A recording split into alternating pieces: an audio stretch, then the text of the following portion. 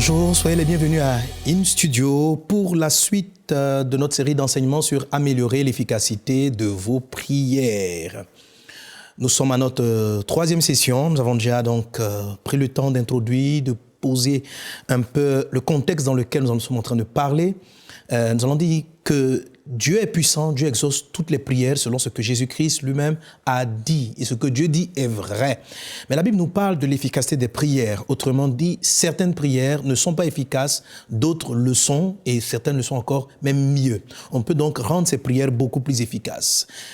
Les prières peuvent ne pas être efficaces ou ne sont pas efficaces pour la première raison, la raison du péché dont nous parle Ésaïe chapitre 59, qui est notre texte de base sur lequel nous abordons ces différentes formes de péché. Et Ésaïe 59, comme nous l'avons montré précédemment, commence à citer que les premiers péchés qui s'opposent à nos exaucements, qui combattent nos prières, ce sont les péchés des lèvres, c'est-à-dire les propos insensés, les paroles que nous ne devons pas dire, que nous disons, comme le mensonge ou la médisance. Juste pour terminer sur ce point, parce qu'aujourd'hui j'aimerais traiter d'autres types de péchés du corps, j'aimerais parler des engagements non tenus. Oui, c'est quand même un péché des lèvres dans lequel tombent beaucoup de chrétiens, les engagements non tenus. On englobe dans l'engagement non tenu donc une promesse qu'on n'honore pas, sans prendre le temps de s'excuser, des engagements qu'on prend, je ferai ceci, je ferai cela, je t'appellerai demain, parce que je suis là, je ferai ceci. En fait, notre monde a tellement de sollicitations que quelquefois pour plaire aux autres, pour ne pas vexer les uns les autres, etc., on rentre facilement dans des propos, dans des paroles que nous savons ne pouvons pas tenir, que nous ne tiendrons pas, ou que nous avons pris, et puis plus tard, nous trouvons que bon, ça ne vaut pas la peine de respecter et d'honorer. Par exemple, on a promis rembourser de l'argent à une personne, et à la date qu'on avait fixée, tranquillement, on ne le fait pas, et on trouve que, bon, c'est pas grave, c'est une chose banale. Chers amis, ce n'est pas du tout une chose banale, et cela a un effet sur nos prières. Dans notre texte de base, c'est-à-dire Ésaïe, le chapitre 59, le prophète nous parle au verset 5, il dit « Il couvre des œufs de basilic et il tisse des toiles d'araignée. » Les œufs de basilic, et si on continue, on dit « Celui qui mange leurs œufs meurt et si l'on en brise un, il en sort une vipère. » Les œufs de basilic, je les associe ici aux œufs du diable, c'est-à-dire à ce que le diable et nous avons enfanté, qu'on appelait donc le mensonge. La Bible dit que Satan est le père du mensonge. Nous l'avons vu précédemment. Donc, tout ce que Satan a enfanté en combinaison avec nous transporte un poison. Des œufs, lorsqu'on va les briser, il va sortir une vipère. Et la vipère, c'est le petit donc du serpent ici, c'est un serpent. C'est un serpent, le diable aussi est un serpent. C'est pourquoi la Bible parle des œufs dans lesquels se trouve un serpent, au lieu de se trouver le bonheur, au lieu de se trouver un aliment, au lieu de se trouver une réponse. Et ça, c'est la conséquence des péchés qu'on appelle le mensonge. Donc, nous bâtissons des choses qui ne donnent pas les fruits escomptés ou qui, à un moment donné, sont réclamés par le diable. Mais par la repentance sincère, la confession, Dieu nous guérit, Dieu nous délivre, Dieu nous pardonne. Mais dans le même passage du verset 5, il dit « Il tisse des toiles d'araignée ». Alors, tisser des toiles, les toiles d'araignée, ce sont des fils, ce sont des liens qui tiennent la vie de certaines personnes. Il y a des liens. Souvent, nous parlons de liens dans nos églises, briser les liens, on parle de liens d'hérédité. Une personne est considérée liée lorsqu'elle n'arrive pas à faire ce qu'elle veut ou lorsqu'elle fait ce que d'autres personnes qui la tiennent captive souhaitent qu'elle fasse. En Jésus-Christ, nous sommes délivrés, déliés de tout lien. Mais il est possible, nous-mêmes, d'en tisser de nouveau. D'en tisser à nouveau. Et c'est ce qu'il dit dans le passage, le verset 5 d'Ésaïe 59. Il tisse des toiles d'araignée. Donc Jésus-Christ nous a délivrés. Si quelqu'un est en Christ, il est réellement libre. Jésus-Christ nous a franchis réellement. Mais nous pouvons nous-mêmes tisser à nouveau des liens. Et ces liens-là sont tissés exactement par les péchés des paroles non tenues, par les péchés des paroles non tenues. Proverbe chapitre 6, versets 1 à 5 dit ceci: « Mon fils, si tu as cautionné ton prochain, si tu t'es engagé pour autrui, si tu es enlacé. » Waouh, le verset 2 dit « Si tu es enlacé. » Donc, si tu tu as créé un lien, tu as créé une chaîne, tu as créé un lien, si tu es enlacé par les paroles de ta bouche, autrement dit, les paroles de la bouche enlacent. Donc si tu es enlacé par les paroles de ta bouche, si tu es pris par les paroles de ta bouche, fais donc ceci, mon fils, dégage-toi. Le Seigneur est clair, la Bible dit si tu es pris. Donc les paroles de la bouche sont comme des toiles d'araignée qui nous prennent, qui nous rendent captifs. Il dit donc si tu es enlacé par les paroles de ta bouche, si tu es pris par les paroles de ta bouche, fais donc ceci mon fils, dégage-toi, puisque tu es tombé au pouvoir de ton prochain. Tu es tombé au pouvoir de ton prochain. C'est extraordinaire cette chose. La Bible dit, si j'ai cautionné, si j'ai donné une parole à autrui, à une personne, je me suis lié à cette personne, je me suis enlacé, je suis captif, je suis tombé dans une forme de piège. Et la Bible dit, je tombe au pouvoir de mon prochain. Oui, il y a des personnes qui sont liées, mais pas par Dieu, ni par le diable, mais par d'autres individus. Si tu promets ceci à ton épouse, tu promets ceci à ton conjoint que tu n'honores pas, quelque part tu as son pouvoir. Quelque part, il y a des personnes à qui tu as fait des engagements dont tu es sous le pouvoir sans même te rendre compte. La Bible dit ceci, tu es pris par les paroles de ta bouche. Il a dit, puisque tu es tombé au pouvoir de ton prochain. Et le texte continue en disant, va, prosterne-toi et fais des instances auprès de lui, ne donne ni sommeil à tes yeux, ni assoupissement à tes paupières, dégage-toi comme la gazelle de la main de chasseur, comme l'oiseau de la main de l'oiseleur. Amen. C'est pourquoi dans le texte de Jacques, chapitre 5, verset 16, qui est aussi un de nos textes de base, il est dit « Confessez vos péchés les uns aux autres ». Oui, il y a des blocages dans nos prières qui n'émanent ni du diable, ni de Dieu, mais qui émanent des personnes avec lesquelles nous sommes engagés par des propos non tenus. Donc, je promets de payer telle personne à telle période, et puis j'ai les moyens, je peux le faire, ou je n'honore pas ma parole.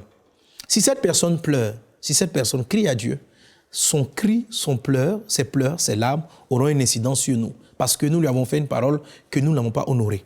Dieu ne dit pas dans ce texte-là d'aller nous repentir vis-à-vis de Dieu, mais d'aller voir ce frère, d'aller voir cette sœur, d'aller voir cette personne, même si elle est païenne, et de lui présenter réellement des excuses. Faites le temps, prenez le temps d'appeler les personnes lorsque vous savez que vous n'êtes pas prêt à honorer vos engagements, vos paroles. Prenez le temps de les appeler, de présenter vos excuses, de présenter le délai. La Bible dit, parler avec la personne. C'est la seule façon de pouvoir briser cette forme de lien. Il ne s'agit pas ici simplement de se repentir vis-à-vis de Dieu, mais le péché n'a pas été commis vis-à-vis de Dieu, il a été commis vis-à-vis d'un prochain, vis-à-vis d'un frère, vis-à-vis d'une sœur. Donc prenons donc garde à ce péché, c'est un lien. La Bible dit que nous pouvons en sortir et c'est ce que Ésaïe 59 présente comme étant des toiles d'araignée que nous-mêmes nous tissons. Car si Christ nous a franchis, nous sommes réellement libres. Ça, c'est ce qu'on a fait à la conversion. Dieu efface tous nos péchés à partir de la conversion. Mais dès qu'on est converti, on doit faire attention. Amen, amen. Et bien sûr aussi, il faut faire attention aux propos, aux engagements qu'on prend vis-à-vis de Dieu, n'est-ce pas? Qu'on prend vis-à-vis de Dieu. Beaucoup d'autres textes que je peux vous encourager à lire. Ecclésias chapitre 5, versets 4 à 7. Jacques chapitre 5, verset 12, Matthieu chapitre 5, verset 33 à 37, Proverbe chapitre 12, verset 13, Proverbe 18, verset 7. Ok. Maintenant, je vais toucher une autre catégorie de péché, toujours relatif au corps, pardon. Parce que quand je dis catégorie, j'aurais pu passer au péché de l'âme. Je les traiterai la prochaine session, des péchés qui sont relatifs à l'âme. Je vais toucher ici un dernier péché qui est relatif au corps, qui, heureusement, dans l'Église, le plus souvent n'est pas sous-estimé, mais que malheureusement, certaines personnes pratiquent en cachette. Des pasteurs, des croyants, des gens font ce péché en cachette parce que quelquefois il est honteux et c'est un des péchés qui est le plus condamné souvent dans nos communautés. Bien vrai qu'aujourd'hui, il y a certains qui s'amusent à le tolérer, à trouver qu'il est normal, mais ils ne savent pas combien de fois c'est un péché mortel, c'est un péché dangereux.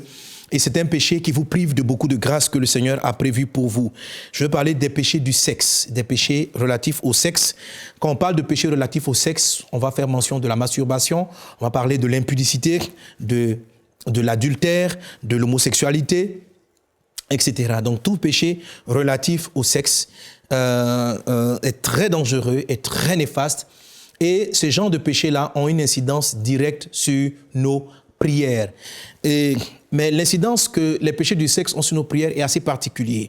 Comme je vous ai dit, Ésaïe 59 présente différentes formes de conséquences que peuvent avoir les péchés. Vous voyez, dans les choses que vous demandez à Dieu, quand vous priez, lorsqu'on prie, il y a certaines choses que Dieu a déjà prévu nous donner. C'est ce qui fait partie de notre héritage, de notre bénédiction. Dieu a prévu que nous soyons à certains postes. Dieu a prévu que nous ayons une certaine orientation donnée. Dieu a prévu à ce que nous ayons une grâce donnée, une lumière donnée, une faveur donnée. Avant même que nous ne naissions, il y a certaines choses qui avaient été prévues par le Seigneur. En fait, Dieu sait tout d'avance. C'est ce que, globalement, je peux appeler notre héritage. Oui, chaque chrétien, chaque croyant, je dirais même chaque homme transporte un héritage. Dans cet héritage, il y a votre destin. Il y a votre destin, c'est-à-dire le but que vous devez atteindre dans votre vie. Il est aussi placé dans votre héritage. La Bible dit, ceux qui s'appuient sur le Seigneur trouvent dans leur cœur des chemins tout tracés. Donc, Dieu a déjà tracé des chemins. Dieu a déjà écrit des choses, votre vie, et qui est positionnée dans le ciel. Une autre chose encore qui fait partie de notre grand package d'héritage, ce sont les bénédictions de Dieu. La bénédiction, qu'est-ce que c'est? La bénédiction, ce n'est pas une voiture ni une maison. La bénédiction, c'est une parole que Dieu prononce sur notre vie. La Bible dit dans le livre d'Éphésiens que nous sommes bénis de toutes les bénédictions spirituelles dans les lieux célestes en Jésus. Autrement dit, tous les chrétiens, tous ceux qui ont donné leur vie à Jésus, ont un ensemble de bénédictions. Bénédiction vient du latin benedire, qui veut dire du bien. C'est la diction du bien. En Genèse, la Bible dit, Dieu bénit Adam et Ève en disant. Donc la bénédiction est une parole qu'on dit. Et Dieu a prononcé des paroles sur ta vie, des paroles favorables. Il a déclaré des choses. Il dit, je connais les projets que j'ai établis pour toi, sont des projets de paix et non des projets de malheur. Donc ce sont des bénédictions. Et dès l'instant où tu donnes ta vie à Jésus, la Bible dit dans le livre d'Éphésiens chapitre 1 que ces bénédictions-là sont dans les lieux célestes en Christ. N'oubliez pas ceci, la prière est ce qui permet à la volonté de Dieu qui est faite dans le ciel, qui permet à la volonté de Dieu dans le ciel à s'accomplir sur la terre. Donc, que ta volonté soit faite sur la terre comme elle est faite au ciel, dit le Seigneur. Donc, au ciel, Dieu t'appelle roi.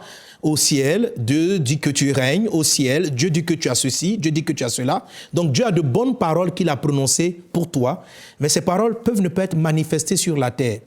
Quand Dieu vient voir Abraham au travers de Samuel, il dit, c'est toi le roi. Ok. Mais de manière manifeste sur la terre, cela n'est pas encore accompli. Dans le ciel, la parole est déclarée que David est roi. Que ta volonté soit faite sur la terre. C'est la prière que Christ nous a apprise, n'est-ce pas? Soit faite sur la terre comme elle le fait au ciel. C'est simplement donc demandant ce qui a été fait dans le ciel, les bénédictions qui ont été prononcées dans le ciel, les faveurs, la richesse, la grâce qui a été prononcée dans le ciel, qu'elles viennent sur la terre. Que ta volonté soit faite sur la terre comme elle est faite au ciel. Que ce ne soit plus dans le ciel seulement que ma bénédiction, et en toutes 12 grandes sortes de bénédictions. Il y a votre position spirituelle en Christ. Je ferai de toi la tête et non la queue. Amen. Dieu dit, tu ne manqueras de rien. Il pourvoira à tous tes besoins. Il dit, il te donne la porte de tes ennemis. Ils se lèveront contre toi par un chemin, ils s'enfuiront contre toi par 7 chemins. Il y a un ensemble de bénédictions. Tu seras béni à ton départ, tu seras béni à ton arrivée. Il y a un ensemble de bénédictions, il y en a plusieurs. Et tout cela est stationné donc dans le ciel. Et quand tu pries, tu permets à ce que ton héritage céleste vienne se manifester sur la terre. Parlant de cet héritage céleste, Jésus dit ceci, que logiquement, il est inaccessible. Il est inaccessible. Il dit ceci, amassez-vous des trésors dans le ciel où la teigne, la rouille, les voleurs ne peuvent pas prendre, ne peuvent pas saisir. Donc l'héritage spirituel que nous acquérons en Christ est conservé par Dieu lui-même. Amen. S'il est gardé par Dieu lui-même. Ainsi, lorsque nous avançons dans la vie, lorsque nous évoluons dans la vie, ces faveurs-là, par notre vie de prière, par notre communion avec Dieu, descendent constamment parce que nous sommes connectés avec le ciel. Les anges donc descendent avec ces faveurs et qui s'accomplissent dans leur temps. Pour nous, nous allons quelquefois les obtenir en priant, en adorant, en louant. Dans ce cas, la prière pour nous devient le moyen de recevoir ce que Dieu envoie. Dieu avait prévu que Jésus-Christ ressuscite d'entre les morts, mais la Bible dit qu'il a prié pour que cette résurrection-là soit effective. Amen. Donc cet héritage est dans le ciel et il est inaccessible par le diable, au diable. Quand Dieu t'a béni, personne ne peut enlever cette faveur. Elle va certainement et sûrement agir dans ta vie. Mais le diable a un stratagème. pour pouvoir influencer cet héritage qui est dans le ciel, pour pouvoir l'affecter, pour pouvoir endommager ton destin, ta vie et les faveurs que Dieu a prévues pour toi. Il y a beaucoup de croyants qui ont perdu, sans s'en rendre compte, plusieurs aspects de leur grâce, leur élévation, leur protection contre l'adversité, contre les ennemis, simplement parce qu'ils sont tombés dans un de ces péchés qu'on appelle les péchés du sexe. Le péché du sexe est très dangereux. Nous allons le voir dans la parole de Dieu. Comment est-ce qu'il endommage votre héritage divin avec tout ce que j'ai inclus à l'intérieur comme étant grâce et faveur, destinée, héritage, bénédiction que Dieu a réservé pour vous dans les lieux célestes. La Bible dit, en 1 Thessaloniciens chapitre 4, verset 3, « Ce que Dieu veut, c'est votre sanctification, c'est que vous vous absteniez de l'impudicité. » La Bible dit encore ceci, « Tout péché qu'un homme peut commettre est en dehors de son corps, mais celui qui commet l'impudicité pêche contre son propre corps. » Amen, amen. Voilà, 1 Corinthiens chapitre 6, verset 18. Fuyez l'impudicité. Fuyez l'impudicité. Et ce que j'aimerais te dire maintenant, c'est de fuir l'impudicité. Fuis la masturbation. Fuis les rapports sexuels en dehors du mariage. Fuis l'adultère. Fuis ce péché-là. Ton Dieu te dit en 1 Corinthiens chapitre 6, verset 18, fuis l'impudicité. Quelque autre péché qu'un homme commette, ce péché est hors de son corps. Mais celui qui se livre à l'impudicité pêche contre son propre corps. Autrement dit, le péché d'impudicité vient attaquer tes propres biens, ton propre corps, ta propre personne. Les autres péchés, comme les paroles non tenues dont on a parlé tantôt, vont te lier à d'autres. Mais l'impudicité t'attaque directement. Qu'est-ce que l'impudicité attaque directement dans ta vie? Étudions la merveilleuse parole du Seigneur qui nous révèle toutes choses. Un point important aussi à préciser, c'est la fonction, une des fonctions que Dieu attribue au diable, qui est quand même assez curieuse. En Jean chapitre 10, verset 10, Jésus présente le diable comme étant un voleur. Oui, la Bible dit que Satan est un voleur, n'est-ce pas? Est un meurtrier aussi. S'il vole, qu'est-ce qu'il vole? Qu'est-ce que le diable vole? Satan est un esprit, les démons sont des esprits. Ils ne peuvent pas venir soulever la matière. On l'a expliqué en introduction. Ils n'ont pas d'interaction directe entre le monde des esprits et le monde de la matière. Ils peuvent influencer des personnes qui vont soulever la matière. Si la Bible dit que Satan vole, ça veut dire que Satan ne vole pas ton argent. Satan ne peut pas venir voler ta voiture. Satan ne peut pas venir voler ta maison. Qu'est-ce qu'il vole dans ta vie? Qu'est-ce qu'il peut subtiliser? Et j'ai compris cela. Satan essaye de voler, je pourrais dire, ta grâce, ton étoile, ta destinée, ton héritage, les choses que Dieu t'a données. Satan, qui sont stationnées dans le ciel, Satan veut les subtiliser. Et l'arme qu'il utilise, c'est l'arme des péchés du sexe. C'est l'arme des péchés du sexe. Pourquoi? Tout à l'heure, j'ai dit que notre héritage était conservé dans les mains du Seigneur et impossible à toute personne de pouvoir l'atteindre. Mais la Bible dit ceci, qui est une bénédiction que Dieu a accordée à l'humanité. Il dit, il n'est pas bon que l'homme soit seul. Je lui ferai une aide que soit son vis-à-vis. Il dit ceci, l'homme quittera son père et sa mère, s'attachera à sa femme et les deux deviendront une seule chair. Il dit donc, ne séparez pas ce que Dieu a uni. Le fait de devenir une seule chair, lorsqu'on étudie le texte de Corinthiens dit aussi que si quelqu'un même a des rapports sexuels avec une prostituée, il devient une seule chair avec elle. Donc, qu'est-ce qui fait que deux êtres humains fusionnent? La fusion des deux êtres humains, c'est le rapport sexuel. Ce sont les rapports intimes qui font la fusion. Lorsqu'un homme va avec son épouse ou deux, ils partent ensemble, il y a une forme de fusion de leur héritage spirituel. Dans le monde, il y a la séparation de biens quand on se marie, mais en Christ, il n'y a pas de séparation de biens. Dans la vérité, c'est que dans le monde spirituel, vos forces et vos capacités sont combinées. C'est pourquoi la Bible dit deux valent mieux qu'un. Et ces deux forces communes, si un tombe, l'autre peut le relever. Parce que l'énergie spirituelle, la force divine, les grâces sont mises ensemble. La Bible dit, ne séparez pas ce que Dieu a uni. Donc le rapport sexuel est le moyen par lequel fusionnent deux individus. Si vous ne faites pas attention avec la personne avec qui vous fusionnez par rapport donc à ce qu'on appelle les rapports sexuels, vous allez exposer et vous allez donner, partager votre héritage, vos grâces, votre bénédiction avec votre partenaire sexuel d'un instant. C'est pourquoi cela est extrêmement dangereux. Lisons la parole de Dieu dans le livre de Proverbes, chapitre 5, à partir du verset 1. Il est dit, « Mon fils, sois attentif à ma sagesse, prête l'oreille à mon intelligence, afin que tu conserves la réflexion, et que tes lèvres gardent la connaissance. Car les lèvres de l'étranger distillent le miel, et son palais est plus doux que l'huile. Mais à la fin, elle est amère comme l'absinthe, aiguë comme un glaive à deux tranchants.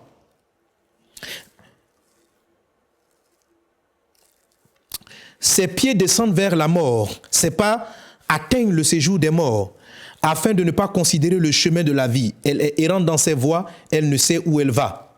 Et maintenant, mes fils, écoutez-moi, et ne vous écartez pas des paroles de ma bouche. Verset 8. Éloigne-toi du chemin qui conduit chez elle et ne t'approche pas de la porte de sa maison. Verset 9. De peur que tu ne livres ta vigueur à d'autres et tes années à un homme cruel. Alors, avant de continuer ce texte, de quoi nous parle le Seigneur? Il dit d'éviter de commettre l'impudicité. Il parle d'une personne qui veut être séduite par une prostituée. Il dit, mon fils, fais attention à la prostituée. Fais attention à elle. Au départ, ce qu'on te propose dans la prostitution, bien dans les rapports sexuels, ça fait plaisir comme le miel, mais à la fin, ça devient très dangereux. Et je vous assure, mes amis, c'est très dangereux. De tous les péchés, l'impudicité est le seul dont la Bible dit, pour laquelle la Bible dit de fuir. L'impudicité doit être fui. C'est un péché qui doit être fui. Et Proverbe, donc Salomon dit, évite d'aller chez l'étrangère, chez le conjoint qui n'est pas ton conjoint. Évite, l'étrangère, c'est la personne que tu n'as pas épousée. C'est la personne qui ne s'est pas mariée avec toi. C'est la personne qui n'est pas dans ton alliance du mariage. Car les rapports sexuels sont réservés dans le cadre du mariage. En dehors de ce cadre-là, toute autre personne est une personne étrangère pour toi. Et voilà ce que la Bible dit comme conséquence. Il dit ceci. Éloigne-toi du chemin, verset 8. Éloigne-toi du chemin qui conduit chez elle, ne t'approche pas de la porte de sa maison, de peur que tu ne livres ta vigueur à d'autres. Au pluriel. Ce passage m'a choqué au départ. Je dis, mais comment est-ce qu'on peut livrer sa vigueur à d'autres si quelqu'un va coucher avec une prostituée? On va dire, il livrait sa vigueur à la prostituée. Mais on dit, tu vas livrer ta vigueur. Et le mot hébreu qui est utilisé, qui est traduit par vigueur ici, traduit ta grâce, ça traduit ta force, ça parle de ta force, ça parle de tes faveurs, ça parle je pourrais dire un peu ta chance dans la vie. Ça parle de tes biens. Ça parle de tout ce que Dieu a accumulé pour toi dans le ciel. La Bible dit, si tu dors avec celle-là, si tu as des rapports avec la prostituée, avec l'étrangère, avec l'étranger qui n'est pas ton mari, tu vas donner ta vigueur à d'autres. Mais tout l'héritage dont j'ai parlé tantôt dans la notion de vigueur, tu pourras consulter en voyant le sens profond qui était traduit ici par le mot vigueur. C'est toute ta force, tout ce que Dieu a mis pour toi en réserve. Pourquoi il dit cela? Si quelqu'un a des rapports sexuels avec une prostituée, une étrangère, parce que vous n'êtes pas marié, cette personne va aussi avoir des rapports. N'oubliez pas, quand tu as des rapports avec quelqu'un, il y a fusion de votre héritage. Elle te donne une partie de son héritage, toi aussi tu lui donnes une partie de ton héritage. Elle va encore coucher avec quelqu'un d'autre. Elle a des rapports avec une autre personne. Elle prend une partie donc de ton héritage, elle donne à son nouveau partenaire, qui lui aussi donne, etc., etc.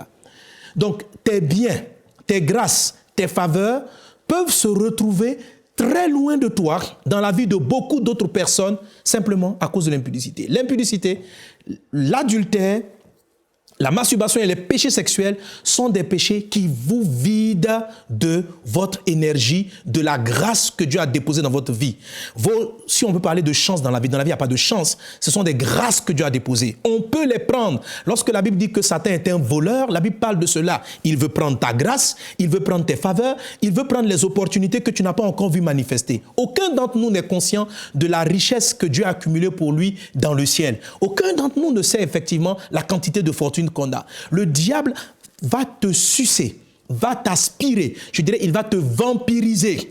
Il va te vampiriser par ce péché, vider ta vigueur, vider tes capacités spirituelles si tu ne fuis pas ce péché de l'impudicité. Regardez le texte. On continue en disant ceci.